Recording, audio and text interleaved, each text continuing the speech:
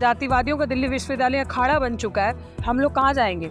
ये पीछे अगर आप पैन करेंगे कैमरा तो पीछे 10 कदम पे मेरा डिपार्टमेंट है जहाँ से मैं पढ़ी हूँ साइकोलॉजी। उसके पीछे 10 कदम और जाएंगे तो दौलत राम कॉलेज जहाँ मैं पढ़ाती थी। तो दोनों में ही जब जगह नहीं बची तो दिल्ली विश्वविद्यालय के गेट पे ही तो बैठूंगी बाहर। न्याय किनसे मांगू जब ये सब एक करप्ट बन चुके हैं? एक क्रिमिनल को प्रोटेक्ट करने के लिए everybody has joined their hands. तो मैं कहाँ जाऊँगी मुझे बताएं? अपराधियों को अगर हम कॉलर से पकड़ के उनके सही घर नहीं पहुँचाएंगे, जैसे रतनलाल साहब दिल्ली विश्वविद्यालय में यही डीसीपी मॉरिस नगर थाने की जो उनको फर्जी एफआईआर के बेसिस पे अरेस्ट कर लेता है, यही डीसीपी ने डॉक्टर सविता रॉय को अरेस्ट नहीं किया चार्जशीट के बावजूद। तो दलित कहाँ जाएगा? क्योंकि ये जाति जो है ना वो कभी नहीं जाती। तो आधी से ज्यादा आबादी मजदूर है, आधी से ज्यादा आबादी सुबह आप उठ के देखोगे ना, जब आप आंख खोलते हो नंगे बदन सीवर में उतरते। आधी से ज्यादा महिलाएं अपने छोटे छोटे बच्चों को घर छोड़ के ना लोगों के घरों में खाना बनाने जाती हैं भूखे पेट। उनके बच्चे घर पर रो रहे होते हैं। हम लोग उस समाज से आते हैं जिस समाज के लोग सुबह सड़कें साफ करके साफ सुथरा करके आपके बच्चों के लिए, ताकि अमूमन जो जनता है उनके बच्चे साफ सुथरे सड़कों पर चल पाए। तो आप उनसे क्या उम्मीद करोगे जो सुबह कुआं खोदेंगे, शाम को अपने बच्चों को पानी पिलाएंगे, खुद पानी पिएंगे, वो आके धरने में बैठे। जय भीम दोस्तों, दिल्ली के अंदर है और दिल्ली का दिल्ली यूनिवर्सिटी है, गेट नंबर 4 है। यहाँ पर लगभग 31 दिन से लगातार धरना चल रहा है।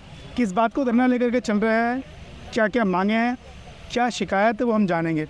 तो सबसे पहले हम बात करते हैं कि जिस इंसान ने धरने की शुरुआत की है उनसे कि आखिर मामला क्या है और क्या मांग है और अभी तक पूरी हुई है या नहीं हुई है, और अगर मांग पूरी नहीं होती है तो आप इस धरने को कितना लंबा खींचेंगे। तो सबसे पहले हम स्वागत करते हैं आपका दलित टाइम्स में, रितु सिंह जी, कि आपको 31 दिन हो गए हैं, कहाँ तक आपकी प्रक्रिया पहुँची है? न्याय की प्रक्रिया चालू है हमारी। हम लोग धरने की क्या ज़रूरत पड़ रही है? जब न्याय नहीं मिलेगा, जब करप्ट पूरा सिस्टम हो चुका है, जातिवादियों का दिल्ली विश्वविद्यालय अखाड़ा बन चुका है, हम लोग कहाँ जाएंगे? ये पीछे अगर आप पैन करेंगे कैमरा तो पीछे 10 कदम पे मेरा डिपार्टमेंट है जहाँ से मैं पढ़ी हूँ साइकोलॉजी। उसके पीछे 10 कदम और जाएंगे तो दौलत राम कॉलेज जहाँ मैं पढ़ाती थी। तो दोनों में ही जब जगह नहीं बची तो दिल्ली विश्वविद्यालय के गेट पे ही तो बैठूंगी बाहर। न्याय किनसे मांगू जब ये सब एक करप्ट बन चुके हैं? एक क्रिमिनल को प्रोटेक्ट करने के लिए everybody has joined their hands. तो मैं कहाँ जाऊँगी मुझे बताएं? आपने अगर देखा हमारा पोस्टर तो उस पर धाराएँ आप देख लीजिए जो उन पर चार्जेस लगे हैं।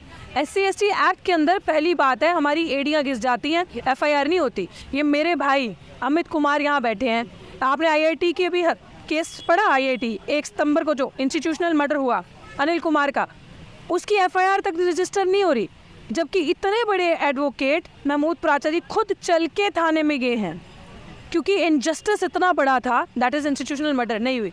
तो फिर आप मुझे बताइए, जब हमारी FIR ही दर्ज नहीं होती और इतनी हिम्मत करके प्राचार्य साहब ने इस केस में चार्जशीट भी जमा हो चुकी है, आप सोचें, और ऐसी धाराओं के अंदर जो नॉन बेलेबल है, किसी में 2 साल किसी में 7 साल की सज़ा है, अरेस्ट होना ही होना था। तो अभी तक जो क्रिमिनल है उसको अरेस्ट नहीं किया, वो अभी तक कुर्सी पे है, कार्यरत है। तो बताएं मुझे, एक विक्टिम कहाँ जाएगा? सड़क पे ही बैठूंगी ना, या तो टॉर्चर फील करती ख़त्म हो जाऊं। तो मेरे को तो लड़ना है ना, क्योंकि मैं अपने लिए नहीं लड़ रही। अगर मैं अपने लिए, अपने व्यक्तिगत स्वार्थ के लिए सोचूं कि मेरा ये हो गया, मेरा वो हो गया, मेरी नौकरी चली गई, मैं कैसे खाऊंगी, तो मैं गई। इसीलिए लिखा है, आप उस बैनर पे जूम कीजिए, नौकरी नहीं, न्याय चाहिए। मुझे न्याय चाहिए, मुझे न्याय हर एक उस इंसान के लिए चाहिए जो मेरे समाज के सताए गए हैं, प्रताड़ित है, जिनका इंस्टीट्यूशनल मर्डर हुआ, जिनके हक अधिकार नहीं मिले।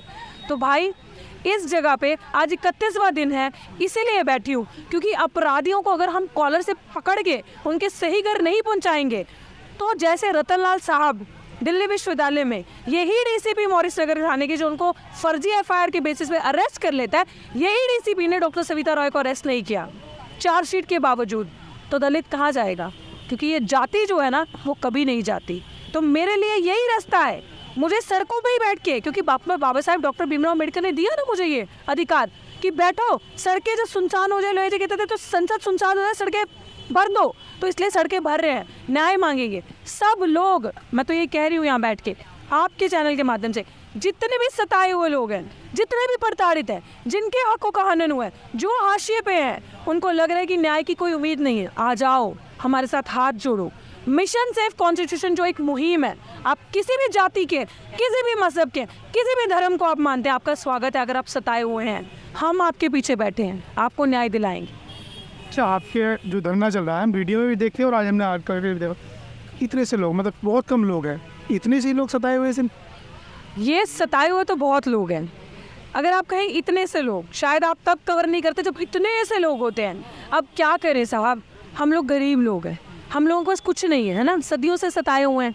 हम लोगों के लोग, आधी से ज़्यादा आबादी मजदूर है, आधी से ज़्यादा आबादी, सुबह आप उठ के देखोगे ना, जब आप आंख खोलते हो नंगे बदन सीवर में उतरते हैं। आधी से ज़्यादा महिलाएं अपने छोटे छोटे बच्चों को घर छोड़ के ना लोगों के घरों में खाना बनाने जाती हैं भूखे पेट, उनके बच्चे घर पर रो रहे होते हैं। हम लोग उस समाज से आते हैं जिस समाज के लोग सुबह सड़कें साफ़ करके, साफ़ सुथरा करके आपके बच्चों के लिए, ताकि अमूमन जो जनता है उनके बच्चे साफ़ सुथरे सड़कों पर चल पाए।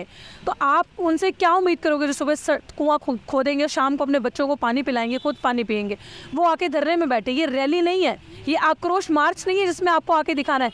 ये एक धरना है, प्रोटेस्ट है, जिसमें कभी 1000 लोग होंगे, कभी 2000 होंगे, कभी 2 भी होंगे। प्राचा साहब ने अभी कहा कि संख्या पे मत जाओ, आप हमारी हिम्मत तो देखो, हमारा जज्बा तो देखो, जोश भी देखो। तमाम अटैक होने के बावजूद 4 अटैक मुझ पर हो चुके हैं, ना मैं डरी हूँ ना मैं हारी हूँ, मैं डट के खड़ी हूँ, क्योंकि मैं बार बार कह रही हूँ मैं फूल नहीं हूँ, मैं फूलन।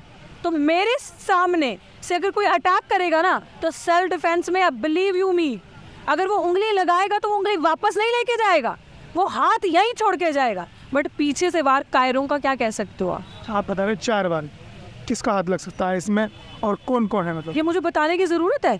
कुलपति पे, वाइस चांसलर पे एफआईआर है, प्रॉक्टर पे एफआईआर है, जो उन्होंने गुंडे भेजे तो उन पे एफआईआर है, रजिस्ट्रार पे एफआईआर हो चुकी है, SC/ST एक्ट में सब पे। क्रिमिनल सविता रॉय गुंडी, उस पे एफआईआर है। तो अब मैं आपको क्या बताऊं, इन सब पे एफआईआर, क्योंकि ये सब मिले हुए हैं, ये क्रिमिनल जितने भी बैठे जातिवादी, ये सब मिले हुए हैं। तो इस सिस्टम से हमारी लड़ाई है कि इन लोगों को हमें भगाना है। देश हमारा, यूनिवर्सिटी हमारी, हम यहाँ के मूल निवासी, हम पे ही गुंडागर्दी, हमें ही सताना है। हमारे बच्चे, इनको डर ये है, बाबा साहब ने कहा था शिक्षा वो शेरनी का दूध है जो पिएगा वो दहाड़ेगा। तो दलित बच्चे, बहुजन बच्चे जब पढ़ रहे हैं तो वो अंडे उबल रहे हैं, वो सवाल कर रहे हैं कि क्यों सदियों से हमारा शोषण होता है, क्यों हमारे साथ ये होता है। हम अपना इतिहास रिवाइव कर रहे हैं।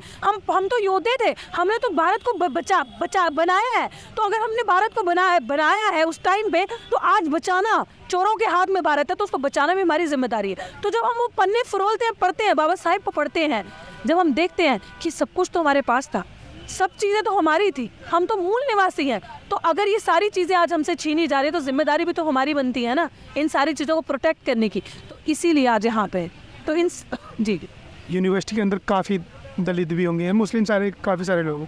आप ही को परेशानी है, औरों को भी? आपने सवाल जो पूछा था डॉक्टर रितु से, जी पूछा था यहाँ पे मुसलमान भी होंगे, हाँ, काफ़ी सारे लोग हैं, SC भी होंगे, ST भी हैं, OBC भी हैं, सब है, हाँ ठीक है, महिलाएं भी। इन सब के साथ प्रताड़ना नहीं हो रही होगी, एक भी आदमी ऐसा नहीं होगा जिसके साथ प्रताड़ना नहीं हो रही है। हाँ ये है, कुछ जो उनके गुलाम बन जाते हैं, उनके नौकर बन जाते हैं मनुवादियों के, या उनके दलाल बन जाते हैं, उनको वक्ती तौर पे थोड़े टाइम के लिए थोड़ी सी राहत मिल जाती है दिखाई देने के लिए। अदरवाइज़ SC ST OBC और माइनॉरिटीज़ का एक भी व्यक्ति ऐसा नहीं होगा जिसके साथ दिन रात, सुबह से लेकर शाम तक, जब तक वो ड्यूटी करता है और ड्यूटी के बाद भी प्रताड़ना ना हो रही हो, साइकोलॉजिकल या फिजिकल। ऐसा हो ही नहीं सकता। लेकिन आपने एक और सवाल पूछा था नंबर्स का। भीमा कोरेगांव में कितने लोग? भीमा कोरेगांव भूल गए आप? ऐसे सैकड़ों एग्जाम्पल हैं, जितने हैं उतने सब मनुवादियों के लिए काफ़ी हैं। यह आपको कम लग रहा है? औरों की ज़रूरत हमें जब पड़ेगी और भी आ जाएंगे। इतने ही बहुत हैं। इतनों ने यह हल्ला बोला है, मनुवादी भागेंगे और हम उन्हें पकड़ पकड़ के लाएंगे, जेलों में डालेंगे। उसकी शुरुआत इस प्रिंसिपल से होगी, इस वाइस चांसलर से होगी, इस रजिस्ट्रार से होगी, इस प्रॉक्टर से होगी। भाग नहीं पाएगा एक भी मनुवादी। उनकी जगह जेल में है, जेल में डालेंगे। जितने हैं उतने ही काफ़ी हैं। तो 31 दिन तो आपको धरना करते हुए हो गए, अभी तक तो जेल गए नहीं है। अभी तक चार्जशीट भी कभी ऐसी फाइल नहीं हुई है। आपने सुना है रजिस्ट्रार के खिलाफ चार्जशीट फाइल हुई है इतनी धाराओं में?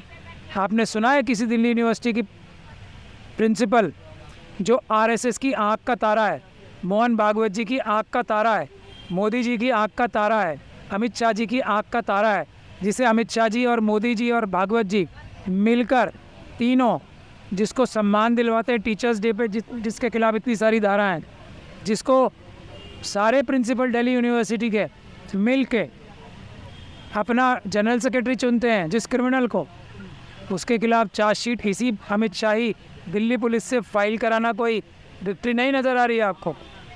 ये तो हमारे कोर्ट्स में सिस्टम थोड़ा डिले होता है, justice delayed is justice denied. इसीलिए ये प्रोटेस्ट हो रहा है कि अब आप देखेंगे कि जेल जाएंगे। अभी तो शुरुआत में तो हम कह रहे थे सिर्फ सविता रॉय जी जेल जाएंगी, अब रजिस्ट्रार भी जाएंगे, गुप्ता साहब भी, आप प्रॉक्टर साहिबा भी जाएंगी और वाइस चांसलर भी जेल जाएंगे। आप निश्चिंत रहो, इन चारों को जेल में जाने में थोड़ा टाइम लगेगा, और अगर इन चारों के को जेल नहीं भेजा गया तो ये सीरीज़ है, बढ़ती रहेगी ऊपर की तरफ। और नाम भी ऐड होंगे जो पीछे से कॉन्स्पिरेसी करके बचा रहे हैं ना इन्हें, ये लाइन मोहन भागवत जी तक जाएगी। तो मनुवादी तय कर लें कि इतने लोगों को ही जेल भिजवा के उन्हें शांति प्राप्त करनी है, या मोहन भागवत जी के बाद ही वो मानेंगे, क्योंकि मोहन भागवत जी इन सबको बचा रहे हैं, मोहन भागवत जी ही इन सबको प्रेरणा दे रहे हैं। ये सब मणिपुर से लेके गुजरात तक, कश्मीर से लेके कन्याकुमारी तक, जो देश में आतंकवाद हो रहा है, जो देश में संविधान की उल्लंघना हो रही है, जो देश में संविधान ख़त्म करने की कोशिश हो रही है, जो हमारे प्रोफेसर्स के साथ ऐसे काम हो रहे हैं, डॉक्टर रितु जैसे, वो सब मोहन भागवत जी की मेटिकुलस प्लानिंग से, उनकी संस्था की मेटिकुलस प्लानिंग से हो रहे हैं। उनको बख्शना देश के साथ गद्दारी करना है। हम देश के गद्दार नहीं हैं, हम इन लोगों को किसी हालत में छोड़ेंगे नहीं, सबको जेल भिजवाएंगे। अच्छा मैम, मेरा आपसे एक सवाल है। मेरा सवाल वही है कि यूनिवर्सिटी के अंदर काफ़ी टीचर हैं, काफ़ी जाति से भी आते होंगे, परेशानी आप ही को क्यों है? परेशानी सबको है। सर ने जैसे बताया, कुछ तो दलाल बन चुके हैं, कुछ तो डर चुके हैं, और कुछ बोलना नहीं चाहते। क्योंकि मैंने जैसे वो बहुत अच्छा किसी ने कहा ना, हमने कब्रिस्तान में उनकी भी कब्रें देखी हैं, जो ये सोचते थे हक की बात करेंगे तो मारे जाएंगे। उन लोगों को शायद अभी समझ में नहीं आ रहा कि सच हक की लड़ाई यहीं से है, न्याय यहीं से मिलेगा। उनको ये चीज़ समझ में नहीं आ रही है। तो सबको परेशानी है। बहुत सारे ऐसे लोग हैं जो यहाँ आते हैं, इवन कि दौलत राम कॉलेज के ही सताए हुए निकाले हुए लोग, हम उनका नाम नहीं लेना चाहते, वो आके बैठते हैं। वो डरते इसलिए हैं कि उनको भी जूठा दिया हुआ है एक टॉफ़ी कि आपको कहीं ना कहीं लगा देंगे, लेकिन आएंगे, सब आएंगे।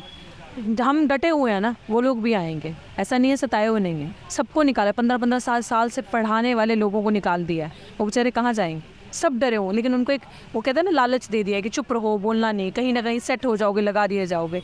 तो उनके दिल में ये है, और कुछ इसलिए भी नहीं बोलते, इस चीज़ को सोचते हुए कि शायद अगर नौकरी मिली जाए, क्योंकि परिवार में एक ही इंसान कमाने वाला है, खाना खिलाने वाला है, तो 10 लोग हैं परिवार में, तो उसको लगता है कि मैं लड़ूंगा तो मेरे पास इतने संसाधन नहीं है, तो मैं इससे अच्छा है तो चुप ही रहता हूँ। तो ये चीज़ भी है। बाकी दलाल तो आपको पता ही है, जब सत्ता में बैठे हैं 131, तो ये इनका क्या ही कहना। कुछ लोगों का ये भी कहना रहता है कि डॉक्टर रितु ये अपने फ़ायदे के लिए लड़ रही है और पूरे समाज का नाम देकर। तो लोग कहेंगे लोगों का काम है कहना, हम मुझे बाकी उनको एक्सप्लेन करने की ज़रूरत नहीं है। अगर मैं अपने स्वार्थ के लिए लड़ रही होती तो मैं नौकरी पे होती। तमाम ऑफर्स हैं मेरे पास, तमाम दलाल यहाँ पे आते हैं। आप जूम कर लीजिए, नौकरी नहीं न्याय चाहिए। व्यक्तिगत होता, स्वार्थ होता तो 1 लाख प्लस की सैलरी मुझे भी प्यारी है, मैं भी खाती, आराम करती, अपनी ज़िंदगी जीती। लेकिन नहीं, मेरा स्वाभिमान, ये डिग्निटी की लड़ाई है, ये समाज के सम्मान की लड़ाई है, ये आपकी भागीदारी की लड़ाई है। तो मैं कैसे चुप रहूँ? मैं तो लोगों को अगर देखती हूँ तकलीफ़ में, दुख में, तो मैं तो उनके लिए जाके बोलती हूँ, उनकी आवाज़ बनती हूँ, उनके राइट्स की एडवोकेसी करती हूँ। So when it will come to me, जब गाज मुझ पे गिरी है तो मुझे, और वो भी बेईमानी से, चोरी से, ठगी से किया है, तो क्या मैं एक्सपोज नहीं करूँगी? तो वो अब मैं चीज़ को ओवर द टाइम समझी हूँ कि it is not only me जिसके साथ ही हुआ है, बहुत हज़ार लोग और सताए हुए हैं। तो मैंने ये बेड़ा उठाया है। मैं तो चेहरा हूँ जो कर रही हूँ, लेकिन बहुत सारे लोगों की न्याय की लड़ाई मैं अकेली लड़ रही हूँ। मुझे भी नौकरी से 2 रोटी मिल सकती थी, आराम से खा सकती थी, राइट, अगर नौकरी मिलेगी। लेकिन मुझे रोटी चाहे 1 मिले चाहे आधी मिले, अपनी डिग्निटी, अपने आत्मसम्मान के साथ समझौता नहीं करूँगी। और ये आइडेंटिटी को असर्ट करने की लड़ाई है, जो हमें देखकर हम अच्छा कपड़ा पहनते हैं इनसे बर्दाश्त नहीं होता, हम अच्छा बोलते हैं इनसे बर्दाश्त नहीं होता, और कुछ हमारे लोग जो है समाज के दलाल, उनके साथ जाके मिल जाते हैं, वो उनके साथ मिलकर स्ट्रैटेजी करते हैं हमारे अगेंस्ट। क्योंकि सोशल जस्टिस जो आज दिल्ली विश्वविद्यालय में हो रहा है ना, जिस तरीके से भर्तियाँ हो रही हैं, मैं आपको असली रियलिटी बताती हूँ। इन गद्दारों की समझ में सोशल जस्टिस पारिवारिक जस्टिस है, परिवार का न्याय करना या परिवार को नौकरियां दिलाना इनकी नज़र में सोशल जस्टिस है। किसी को अपना पति लगाना है तो किसी को पत्नी लगानी है, किसी को भांजा, किसी को साली, तो किसी को कोई रिश्तेदार पक्का करना है, किसी को बेटी के लिए करना है। तो ये दलाल हमारे समाज के चुप हैं और लाइजनिंग कर रहे हैं हमारे नाम पे। और ऐसे दलाल मैंने आज भी देखे डूटा के इलेक्शन पे, जो मेरे प्रोटेस्ट में जब ये हुआ था तो वो मेरे साथ खड़े थे और उनको इन्हीं संगियों ने तोड़ा और आज उन्होंने बल्ला उन गद्दारों का पहना था गले में, उनके लिए वोट मांग रहे थे वो। ऐसे दलाल हमने देखे और हमारे पास फोटोज़ और वीडियोज़ भी। ये हाल है दलितों का, ये हाल है उन लोगों का जो दलाल हैं। लेकिन फिर भी दलालों की आबादी इतनी सी, आप फिंगर्स पे काउंट कर सकते हैं। असली में जो न्याय को मानने वाले, न्याय पसंद लोग, हम जैसे लोग जो धरातल पे काम कर रहे हैं, हम जैसे लोग आपको ज़मीन पे दिखेंगे। बार बार कहूँगी मैं ये चीज़, हम लोग पैराशूटर नहीं हैं, हम लोग ग्रास रूटर्स हैं, तो आपको ज़मीन पे दिखेंगे। अगर हम पैराशूटर होते, स्वार्थी होते, व्यक्तिगत लड़ाई होती, तो मैं कमरे में बैठ के ट्विटर पे गेम खेल सकती थी। मैं ज़मीन पे हूँ, अनिश्चितकालीन धरना है, 31 दिन हो गए, यहीं खाते हैं, यहीं पीते हैं, यहीं रहते हैं, यहीं सोते हैं। तो कुछ तो होगा, जज्बा, मंजिल दिख रही है न्याय की तरफ। क्योंकि अगर हम नहीं बोले, हमने देश को, मुल्क को नहीं बचाया, संविधान को नहीं बचाया, तो कोई नहीं बचाएगा। तो मिशन सेव कॉन्स्टिट्यूशन ने ये बेड़ा उठाया है, इस नैया को पार हम ही लगाएंगे और चोरों को उनके असली घर हम ही भेजेंगे। धन्यवाद। एक सवाल हो गया, हर कहीं के प्रोटेस्ट में चंद्रशेखर आज़ाद, जिनको रावण भी कहा जाता है, वो दिख जाते हैं, आपके लिए? देखिए, मैं इसमें आपको क्या कह सकती हूँ, ये तो आप सवाल उनसे जाके पूछिए ना। मुझे हर बारी मीडिया ये सवाल पूछती है कि वो आपके प्रोटेस्ट में नहीं दिखे।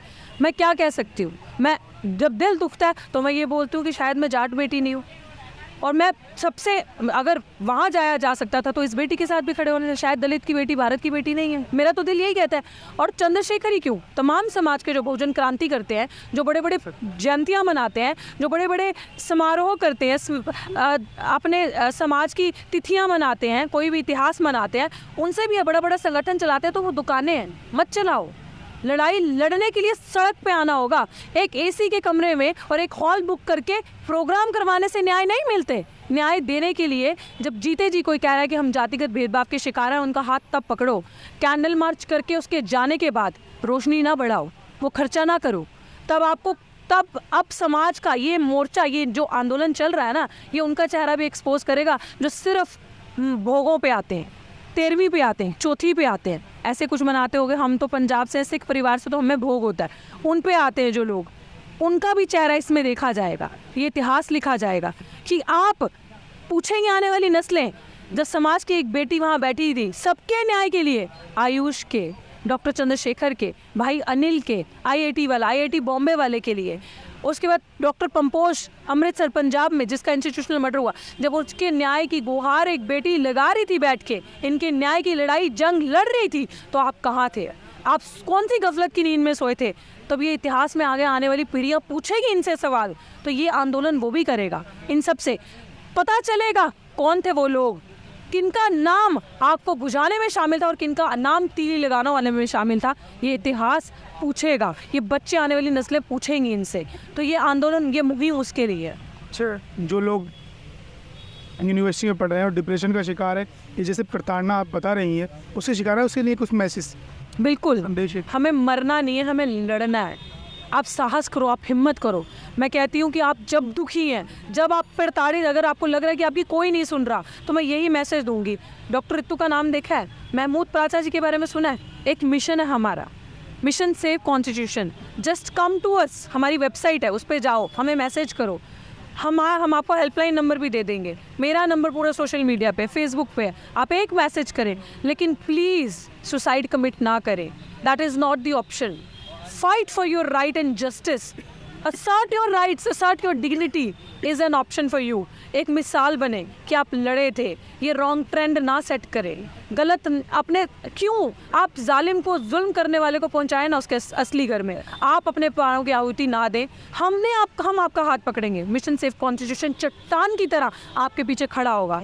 हमें अंजाम कुछ भी हो हमारे लिए, लेकिन हम आपका सर नहीं झुकने देंगे। समाज का सम्मान और स्वाभिमान के साथ समझौता नहीं होने देंगे। मैंने बार बार बताया कि ऐसी कोई करेंसी नहीं बनी, ऐसा कोई नोट नहीं बना, रुपया नहीं है जो एडवोकेट महमूद प्राचा को खरीद सकता है। तो अगर हम आपके साथ हैं तो आपके साथ पूरा समाज है। हमारी संख्या पे मत चाहिए, हमारी हिम्मत पे जाइए, हमारे जज्बे पे जाइए। दलित टाइम से का आपका बहुत बहुत शुक्रिया, आपने हमें कवर किया। मैं आपसे यही एक गुजारिश करती हूँ कि आप भी अपनी ऑडियंस को ये एक मैसेज दें कि प्लीज़ इतने कमज़ोर ना बनो। वो आपको सताएंगे, वो आपके साथ जुल्म करेंगे, लेकिन आपको लड़ना है, मरना नहीं। न्याय हम दिलवाएं। धन्यवाद। 31 दिन धरने को चलते हुए हो गए हैं, मांगे बराबर हैं, चार्जशीट दाखिल हो चुकी है कई सारी धाराओं में, गिरफ्तारी नहीं हुई है। एक एडवोकेट साहब हैं साथ महमूद ख्वाजा साहब, वो भी लगातार कोशिश कर रहे हैं इस चीज़ के लिए। गिरफ्तारी कब होगी और कब तक ये धरना चलेगा, ये देखने वाली बात होगी। आप देखते रहिए दलित टाइम। जय भारत, जय भीम।